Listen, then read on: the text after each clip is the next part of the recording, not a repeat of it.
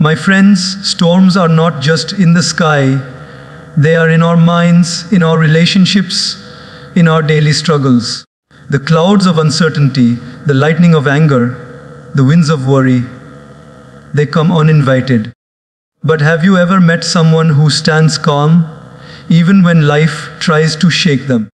It's not that they don't face challenges. They simply have learned the secrets of keeping the mind steady in every storm. Today I'm going to share those secrets with you, not from books alone, but from the timeless wisdom of life and the silent teachings of the divine. Life is unpredictable. One phone call, one conversation, one unexpected event, and our peace is gone. We live in a time where speed has increased, but stability has decreased. But the truth is, real strength is not in avoiding storms, it's in learning to remain anchored when the winds blow hardest. Just like a tree whose roots are deep in the earth can withstand any weather, a mind rooted in spiritual wisdom and connection with God can face any situation with balance. These secrets are not magical tricks, they are practices, mindsets, and ways of living that transform you from within. Today, I invite you to walk with me through these 7 timeless truths that can make your mind unshakable. When the ocean is wild and restless, no sailor depends on the waves to keep the ship safe. They throw down an anchor deep into the stillness where the current is calm. In the same way, my friends, our lives are often filled with waves. Waves of stress, of misunderstandings, of unexpected challenges. But the truth is, the problem is not the waves themselves, it's how we handle them. If we keep floating on the surface of life, tossed here and there by every wind of change, we will always feel unsettled. The secret is to find something deeper, something unshakable, to tie our mind to. And nothing is more stable, more peaceful, more permanent than our connection to the divine. In the middle of a difficult day, have you noticed how a small reminder of God can instantly shift your mood? You may be walking with a head full of worries, but suddenly you hear a line of wisdom, see a beautiful scene in nature, or feel a moment of silence in your heart, and you breathe differently. It is as if your mind says, "Hey, I'm not alone. There is a higher presence with me." That's the power of anchoring the mind in the divine. Life will still have storms, but they won't sweep you away. We live in a world where everything changes. People change, circumstances change, our own thoughts and moods change. If our peace depends on things that are constantly moving, how can it ever be steady? Imagine tying your boat to another boat that's drifting. You will both end up in trouble. But if you tie it to something fixed, like the solid floor beneath the ocean, you stay in place no matter what.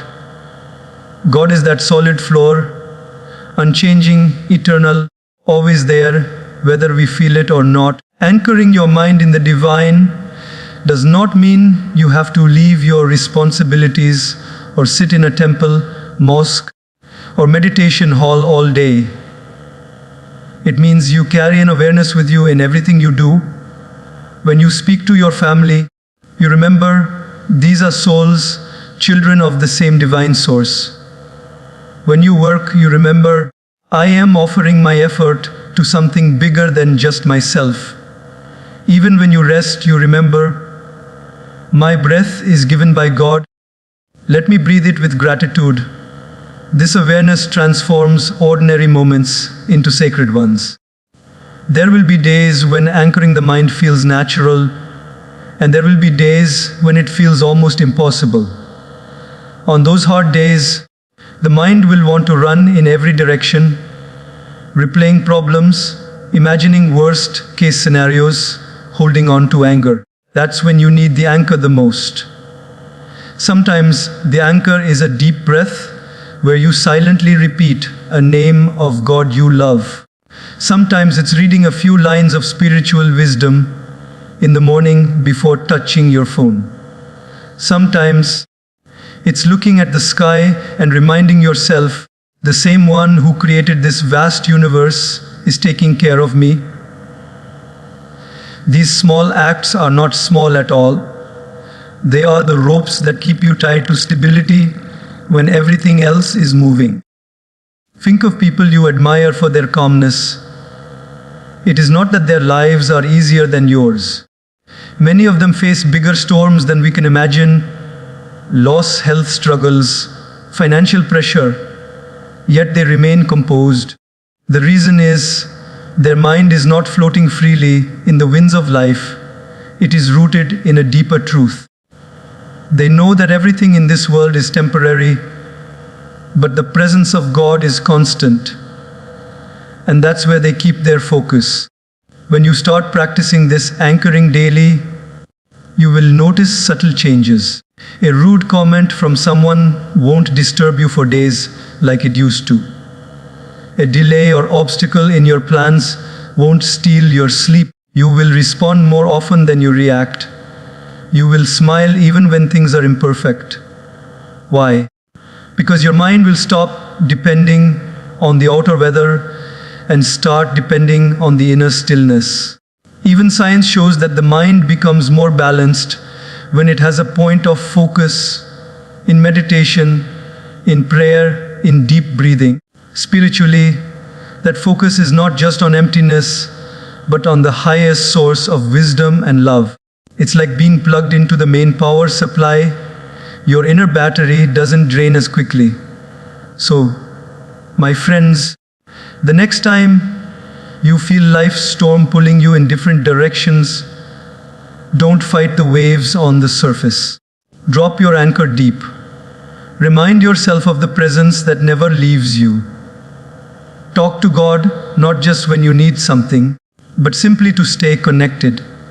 The ocean will not always be calm, but your mind can be. And when your mind is steady, even the biggest storms will pass without shaking the ground you stand on. That is the power of anchoring your mind in the divine. One of the biggest reasons our minds lose balance is because we cling so tightly to results. We work hard, we make plans, we give our energy and time. And in the back of our mind, there's a picture of how things should turn out. And when reality doesn't match that picture, our peace collapses. It feels like all the effort was wasted, like the world is unfair, like we've lost something essential. But here is the truth. We never had control over the outcome in the first place. What we do have control over is our effort, our intention, and our attitude. Think about it: a farmer plants seeds, waters the land, and cares for his crop. But does he control the rain? Can he command the sun to shine? Can he stop unexpected pests from coming? No. His job is to do everything in his capacity with dedication and love, and then trust nature to do the rest. Life works the same way. We are the farmers of our actions, but the harvest belongs to the divine plan. When we attach our peace to results, we hand over the keys of our happiness to something we cannot fully control. And that is a dangerous bargain. One delay, one unexpected turn, and we are thrown into frustration. But when we shift our mindset to this, I will do my best, and I will leave the results to God, something magical happens. We work with the same intensity, but we don't burn ourselves with the heat of expectation. This does not mean we become careless or lazy. Detachment from the outcome is not the same as detachment from the effort. In fact, when you stop worrying about results, you can give your best effort more freely, because your mind is no longer divided between doing and fearing. You work with a clear head, you enjoy the process, and you stay steady even if things take longer than you hoped. Think of a student preparing for an exam. If all they think about is, what if I fail? What if I don't get the highest marks? Their study hours will be filled with anxiety, instead of focus. But if the student decides, I will give my 100% to study well and I will accept whatever result comes, the mind becomes lighter. The same hours of study become more productive, more creative, and less exhausting. And in many cases, such a student actually performs better because the mind is free from unnecessary pressure. In our daily lives, this principle can save us from countless storms. Maybe you are working on a business deal. Maybe you are trying to mend a relationship. Maybe you are waiting for an important opportunity. You give your best with honesty, kindness, and full attention, but you don't let the outcome dictate your mood or self-worth. If it works out, you are grateful. If it doesn't, you are still peaceful because you know you have done your part and the rest is in the hands of the one who sees the bigger picture. Some people ask, but if I don't care about the result, won't I lose motivation? The opposite is true. When you stop being obsessed with results, you actually become more motivated because every step becomes meaningful in itself. You start enjoying the journey instead of only living for the destination. The pressure to be perfect is replaced by the joy of giving your best. Nature itself teaches us this lesson. A flower blooms not to be praised, but because blooming is its nature. A bird sings not to receive applause, but because singing is part of its being. They don't stress over whether someone notices them. They simply express themselves fully. In the same way, our duty is to give life our best expression and leave the rest. There's a certain beauty in trusting that the divine knows the perfect timing and the perfect arrangement for our lives. Sometimes we don't get what we wanted because something better is waiting. Sometimes the delay is protecting us from harm we cannot see yet. When we obsess over results, we are like a child tugging at a seed we just planted, impatient to see it sprout, not realizing that growth needs its own time. When you practice detachment from the outcome, your mind becomes less like a balloon that flies away with every gust of wind and more like a mountain, steady, grounded, and unshaken. You stop living in a constant state of what if and start living in a steady state of what is. That shift alone can remove half the storms in your mental sky. So the next time you find yourself restless because something hasn't gone your way yet, pause and ask yourself, have I done my best? If the answer is yes, then smile, breathe, and let go. Allow the result to come in its own time. Because when your effort is pure, no outcome is ever truly a loss. It is either a success or a lesson. And both are blessings from the divine. Many storms in our life don't come from the events themselves.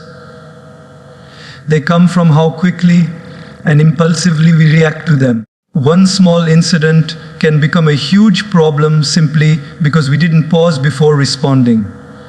A heated word spoken in anger, a quick message sent in frustration, or a hasty decision taken without thought can create consequences we regret for years. This is why learning to pause and breathe before you break is one of the most powerful habits for a steady mind. Imagine you're holding a glass of water filled to the brim. Someone bumps into you, the water spills. But here's the truth. The water spilled not because of the bump, but because that's what was inside the glass. In the same way, when life bumps us with challenges or provocations, what spills out depends on what's inside us in that moment. If the inside is filled with anger, ego, and impatience, that's what will spill. If it's filled with calmness and clarity, that's what will come out. The pause before we react gives us the time to choose what we want to spill into the world. So many arguments in families could have been avoided if someone had just taken a deep breath before speaking. So many relationships could have been saved if, in that crucial moment, a person had chosen silence over shouting. The problem is, we often think reacting quickly shows strength, but in truth, reacting without thought shows a lack of control. Strength is not in how loudly we speak, but in how calmly we can hold our peace when everything inside us wants to explode. Breathing before you break is not about ignoring problems or pretending you're okay when you're not. It's about creating a small space between what happens to you and what you do next. That space is where wisdom lives. Without it, we live like puppets controlled by our emotions. With it, we live like masters of our mind. Let's take a simple example. You're driving and another driver cuts you off suddenly. The instant reaction might be to honk aggressively, shout, or even chase them in anger. But in that tiny pause, that deep breath, you have a chance to ask yourself, will this matter tomorrow? Will reacting help, or will it make things worse? Often, we'll find that letting go brings more peace than winning the small battle. Or think about the workplace. Maybe your colleague makes an unfair comment about you in a meeting. The immediate urge might be to fire back with your own sharp words. But a pause gives you the chance to respond strategically instead of emotionally. Instead of creating enemies, you might address the issue calmly later, preserving your dignity and relationships. Even science supports this. When we feel provoked, the part of the brain responsible for emotions, the amygdala, takes over, and we lose access to the rational thinking part, the prefrontal cortex. A pause, even just a few seconds of deep breathing, helps calm the amygdala and re-engage our logical mind. In that moment, we literally become more capable of making wise choices. Spiritually, breathing before you break is also about remembering the bigger picture. When you take a breath, you remind yourself that you are a soul, a child of the divine, not just a bundle of temporary emotions. You remember that the other person in front of you is also a soul, perhaps struggling with their own storms.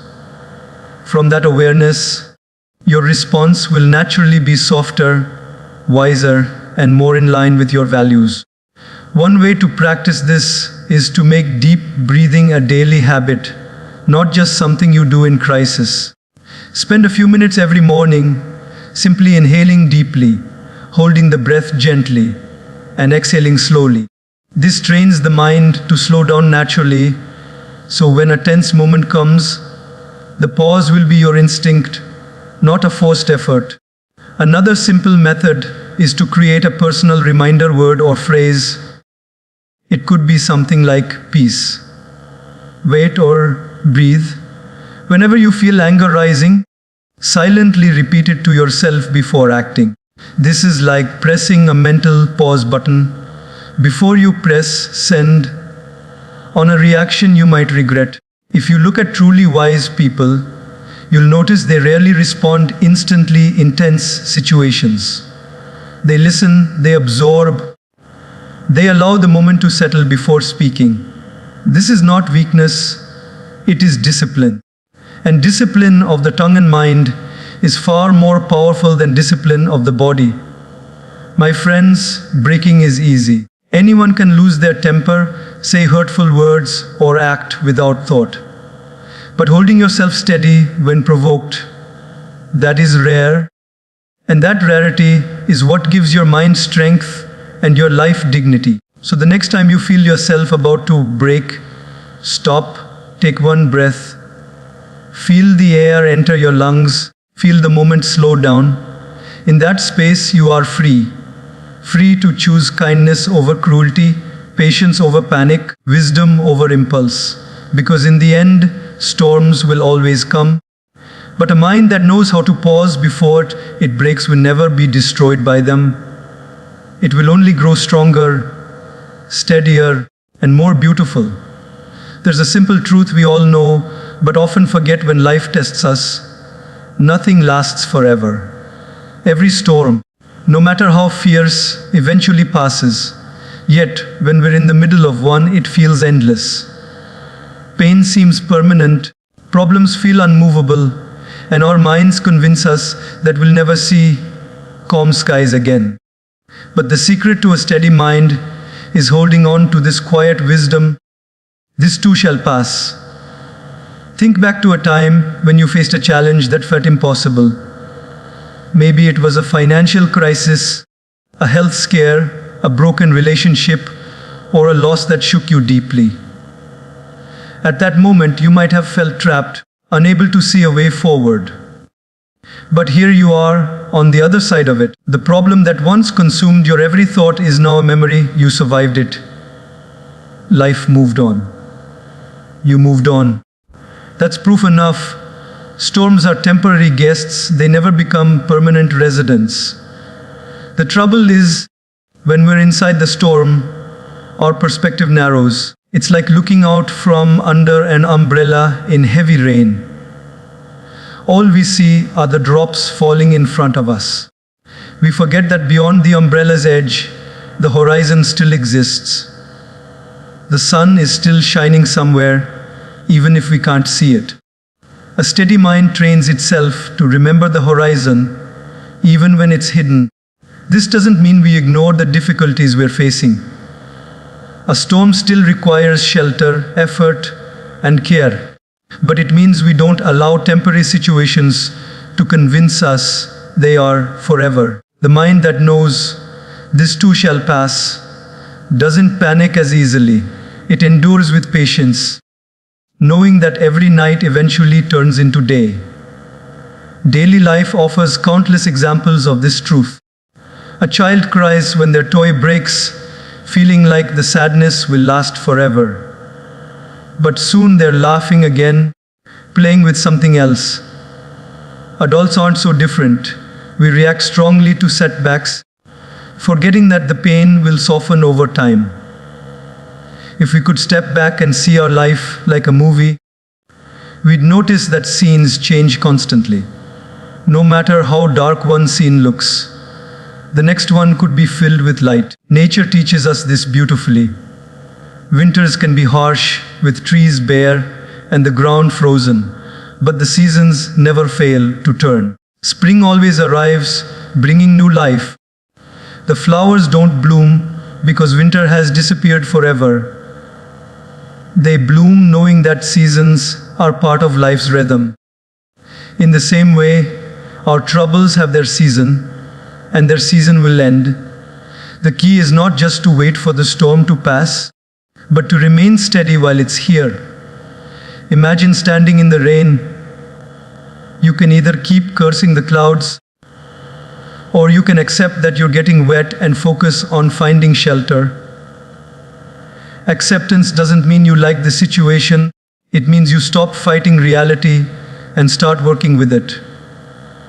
When you accept that storms are temporary, your energy shifts from despair to resilience. Sometimes the phrase, "this too shall pass," is not just about waiting for the pain to end, but also about remembering that even the good moments are temporary. This awareness keeps us humble and grateful. When we enjoy a success, we savor it fully, knowing it won't last forever. And that's what makes it precious. When we face a difficulty, we bear it with courage, knowing it won't last forever. And that's what keeps us going. Spiritually, this truth is deeply connected to the understanding that we are eternal souls, and life's ups and downs are like passing clouds in the vast sky of our existence. The soul remains constant, untouched by the temporary storms. When we connect with that deeper self and with the divine, we find a stillness that no change in the outer world can disturb. One way to strengthen this perspective is to practice recalling past storms you've survived. Whenever a new challenge comes, remind yourself, "I've been through tough times before, and I came out stronger. I will come through this too." This self-reminder builds faith, faith in yourself, and faith in the larger plan that governs life. Another way is to consciously speak to yourself in moments of distress. When the mind says, "I can't take this anymore," respond with, "I don't need to take it forever, only for now, and now will pass." This small shift in language can open a huge space of relief in the heart. My friends, a mind that remembers, "This too shall pass," is like a sailor who knows that storms are part of the journey, but not the whole journey. Such a sailor doesn't give up when the waves are high. They keep steering, knowing calm waters are ahead. In life, we may not control when the storm ends, but we can control whether we sink in fear or stay afloat in hope. So, the next time you find yourself in the middle of darkness, picture the first ray of sunlight that will break through the clouds. It may take time, but it will come. And when it does, you'll look back and realize that the storm was not here to stay. It was here to pass, to teach, and to shape you into someone stronger than before. Just as our body needs daily nourishment to stay strong, our mind also needs daily nourishment to stay steady. You wouldn't expect your body to function well if you starved it for days. Yet so many of us starve our minds of the right input, and then wonder why we feel weak, restless, or anxious when challenges come. The truth is, what we feed our mind every single day becomes the foundation of our inner strength. If we fill it with negativity, it will weaken. If we fill it with positivity, it will become unshakable. Think about how you start your mornings. For many people, the first thing they do after waking up is reach for their phone. Within minutes, they are flooded with news of disasters, social media comparisons, or random distractions. This is like starting your day with junk food for the mind. No wonder we often feel drained before the day even begins. But imagine if the first thing you fed your mind every morning was a moment of gratitude, a few minutes of meditation, or reading something uplifting. That would be like giving your mind a warm, nourishing breakfast, energy that lasts all day. Feeding the mind positive energy is not about ignoring reality or pretending bad things don't exist. It's about consciously choosing what you allow to live in your mental space. You can't control everything that comes your way, but you can control what you focus on and keep. Just as you would spit out spoiled food before swallowing it, you can reject negative thoughts before they settle inside you. Daily life gives us plenty of chances to feed the mind well. Listening to inspiring talks, reading spiritual wisdom, keeping company with people who uplift you. These are like vitamins for your mental and emotional health. On the other hand, gossip, toxic conversations, constant complaints, and endless scrolling through other people's lives are like feeding the mind sugar and grease. They may feel tempting in the moment, but they leave you feeling heavy and unhealthy inside.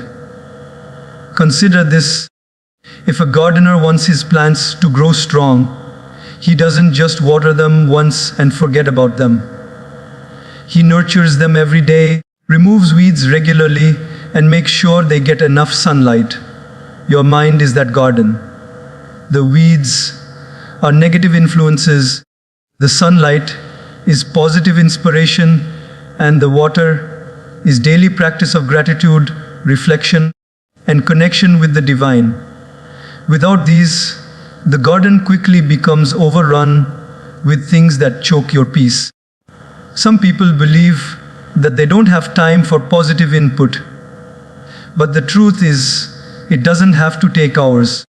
Even a few minutes of intentional nourishment can make a difference.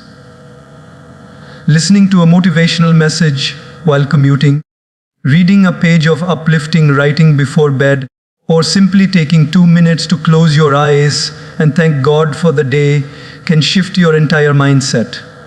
The key is consistency. Just as eating one healthy meal won't transform your body overnight, feeding your mind positive energy once in a while won't keep it strong. It's the small, regular habits that make a lasting change. The people you spend time with are also part of your mental diet. If you surround yourself with those who are constantly negative, fearful, or judgmental, their energy will seep into your own thinking.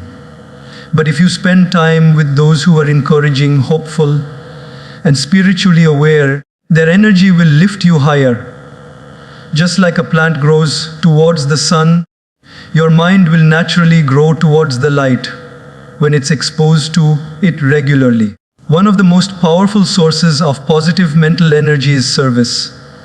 When you help others, whether in big or small ways, it fills your heart with a sense of purpose and joy. That joy itself becomes a kind of food for the soul. It reminds you that life is not just about enduring your own struggles, but also about adding value to the world around you. Feeding the mind is also about protecting it from harmful inputs.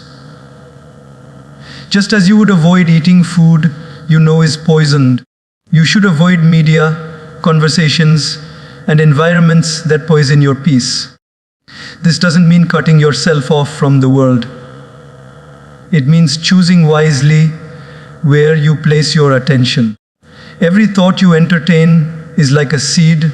Over time, those seeds grow into the reality you live in. My friends, storms in life are inevitable, but whether those storms shake us or not depends on the strength of our inner foundation. A well-fed mind can face stress with calmness, disappointment with resilience, and uncertainty with faith. But a starved mind crumbles at the first sign of trouble. This is why daily mental nourishment is not a luxury, it is a necessity. So each day ask yourself, what am I feeding my mind today? Make it a habit to start your mornings with something uplifting, to protect your mental space from negativity, and to keep yourself in the company of those who inspire you to be your best. Over time, you will notice that the storms still come, but they no longer control you. Your mind will be like a strong, healthy tree, deeply rooted, well-nourished, and unshaken by the winds that pass through. Sometimes in life, the greatest strength is not in moving forward quickly, but in standing still with grace when the winds of uncertainty blow. In the journey of the soul, there comes a moment when you realize that not every battle is fought with swords or words. Some are fought in silence, in the quiet corner of your own mind. A steady mind in the middle of chaos is like a lighthouse in a raging storm. It does not run after the waves. It simply stands and shines, guiding others by its unshakable presence. And the secret behind such stillness is not the absence of challenges, but the presence of a deep, rooted connection to the divine. When you anchor your heart in God's wisdom, you stop feeling the need to prove yourself in every argument, to respond to every provocation, or to chase every fleeting emotion. Instead, you develop the noble art of pausing. Imagine someone insults you in public.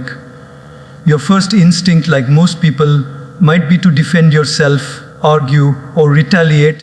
But in that moment, what if you could breathe deeply? Allow the words to pass through you like wind through the branches, and simply smile. You are not smiling because you are weak.